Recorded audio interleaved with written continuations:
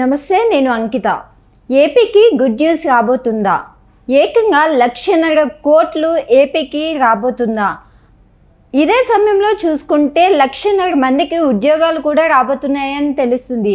So ఇది ఎంతవరకు నిజం? అసలు ఏ కంపెనీలు ఏపీలోకి రాబోతున్నాయి? సో ఈ విషయంపై నాతో పాటు డిస్కస్ చేయడానికి సీనియర్ అనలిస్ట్ అంకమ్మ రావు సార్ ఉన్నారు. ఆయనతో మాట్లాడదాం. నమస్తే సార్. సార్, ఇప్పుడు చూస్తే ఏపీకి గుడ్ న్యూస్ రాబోతుంది అనేసి సోషల్ మీడియాలో బాగా చక్కర్లు కొడుతుంది. అంటే ఇప్పుడు చూస్తే 1,50,000 కోట్ల ఆదాయం రాబోతుంది అనేసి తెలుస్తుంది. ఎట్ ద సేమ్ టైం 1,50,000 మందికి ఉద్యోగాలు కల్పించడం అంటే మామూలు విషయం కాదు. మరి 1,50,000 మందికి ఉద్యోగాలు రాబోతున్నాయా? అసలు ఏ కంపెనీలు ఏపీలోకి రాబోతున్నాయి? దీనిపైన మీరేమంటారు? అంటే ఇప్పుడు బీపీసీఎల్ అంటే భారత్ పెట్రోకెమికల్స్ లిమిటెడ్ 70,000 కోట్ల రూపాయల పెట్టుబడితోటి మచిలీపట్నం ప్రాంతంలో వాళ్ళ సంస్థను నెలకొల్పాలని చెప్పి అది కేంద్ర ప్రభుత్వం సంబంధించింది. ఓకే. ఇలా చూసుకుంటూ ఉంటే 1,50,000 కోట్ల రూపాయల పెట్టుబడితోటి వివిధ సంస్థలు గతంలో ఆంధ్రప్రదేశ్కి వచ్చి ఎన్నికెళ్ళిన సంస్థలు కొన్ని, ఇప్పుడు రాబోతున్నాయి కొన్ని, ఇవన్నీ కూడా ఇప్పుడు వస్తున్నాయి అని చెప్పని జరుగుతున్నటువంటి ప్రచారం ఇది. వాళ్ళు అంచనా ప్రకారం ఈ సంవత్సరంలోనే వాటి పనులు ప్రారంభిస్తే మీరు అన్నట్టు 1,32,000 మందికి ఉద్యోగ కల్పన జరిగిద్దనేది ప్రభుత్వం ఇస్తున్నటువంటి వివరణ. ఇవన్నీ కూడా మనం దృష్టిలో పెట్టుకుంటే ఇప్పుడు విద్యా సంస్థలు కూడా వస్తున్నాయి. అలాగే ఈరోజు జరుగుతున్నటువంటి కొన్ని అంటే ఈ వియత్నాం వాళ్ళది కావచ్చు, లేకపోతే హెలికాప్టర్ పరికరాలు నిర్మించేది కావచ్చు, 3-4 సంస్థలకు సంబంధించి మంతనాలు అయితే జరుగుతూ ఉన్నాయి. అవన్నీ కూడా కార్యరూపణ దాల్చబోతున్నాయని, అలాగే కేంద్రానికి సంబంధించి 2014 నుంచి 2019 మధ్య 2018 మధ్య అమరావతిలో భూములు కేటాయించారు కేంద్ర రంగ సంస్థలకి.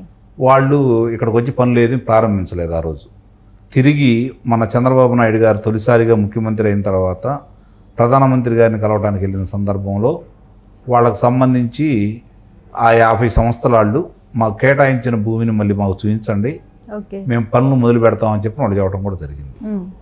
ఇట్లా వివిధ సంస్థలకు సంబంధించిన వాళ్ళు కావచ్చు, ప్రభుత్వ రంగ సంస్థలు కావచ్చు, మరి స్వతంత్ర సంస్థలు కావచ్చు, వాళ్ళు వచ్చేసి ఇక్కడ పరిశ్రమలు పెట్టడానికి ముందుకు వస్తూనే ఉన్నాయి. ఇది నిరంతర ప్రక్రియ.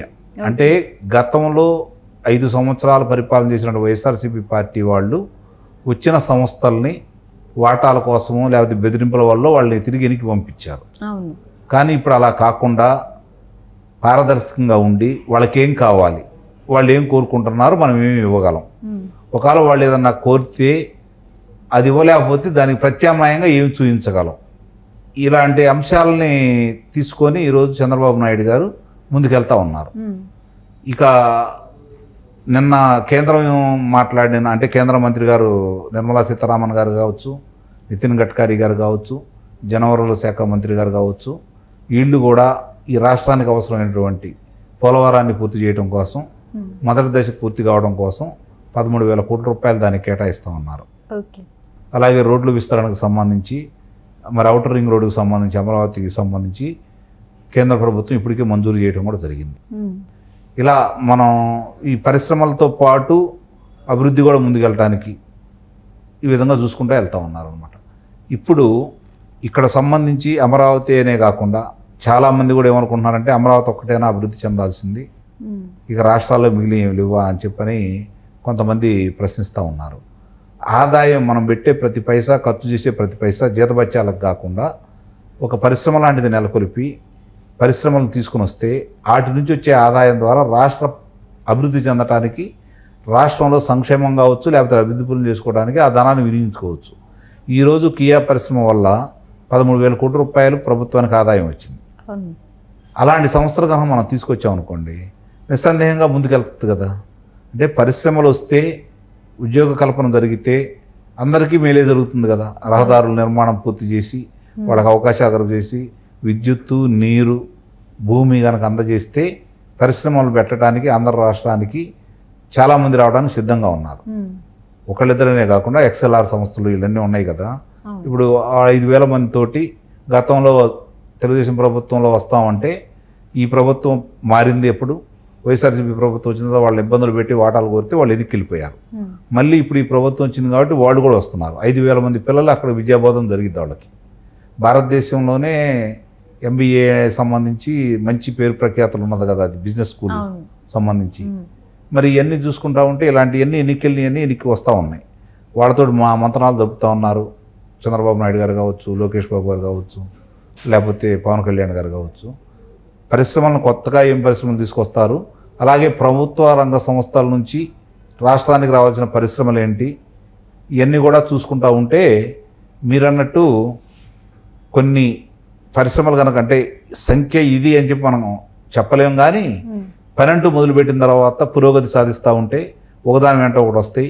వాళ్ళు కూడా 20 లక్షల మందికి ఉద్యోగ కల్పన చేస్తామని చెప్పని నిరుద్యోగులకి మాట ఇచ్చున్నారు. సార్ ఇక్కడ చూస్తే అంటే 1,50,000కి పైగా ఉద్యోగాలు వస్తాయి అంటున్నారు. అంటే ఇప్పుడు అన్ని సెక్టార్స్ నుంచి ఉద్యోగాలు వస్తాయి అంటారా? అంటే ఇప్పుడు సాంకేతిక రంగాన్ని నుంచి చూసుకుంటా ఉంటే విశాఖపట్నాన్ని దాన్ని పోయినసారి సాంకేతిక పరిశ్రమగా అక్కడ అభివృద్ధి చెందే విధంగా విశాఖపట్నాన్ని చూపించడం కూడా జరిగింది. ఇప్పుడు కియా పరిశ్రమ లాంటివి కావచ్చు, మిగిలిన జాకీ పరిశ్రమ లాంటివి కావచ్చు, రాయలసీమ చూసుకుంటా ఉంటే లేపాక్షి భూములు కూడా ఆ రోజు లేపాక్షి కేటాయిస్తే ఇంతవరకు పనులు కూడా జరగకుండా అవి అన్యాక్రాంతం అవుతా ఉన్నాయి. అవి కూడా తాకట్టు పెట్టి డబ్బులు తెచ్చుకునే కార్యక్రమం ఉన్నారు. కాబట్టి వాటి నుంచి విడిపించేసి అది బెంగళూరుకి సమీప ప్రాంతంలో ఉన్న, బెంగళూరు విమానాశ్రయానికి సమీప ప్రాంతంలో ఉన్నటువంటి భూములు కాబట్టి విలువైన భూముల నుంచి కార్చౌగా ఆ రోజు వాళ్ళు కొట్టేశారు. కాబట్టి ఈరోజు అక్కడ పరిశ్రమలకు అనువైన ప్రదేశం ఈరోజు రాయలసీమ. వాళ్ళకి కావాల్సింది ఏంటంటే సమృద్ధిగా నీరు అందించాలి, అక్కడ విద్యుత్ అందించాలి.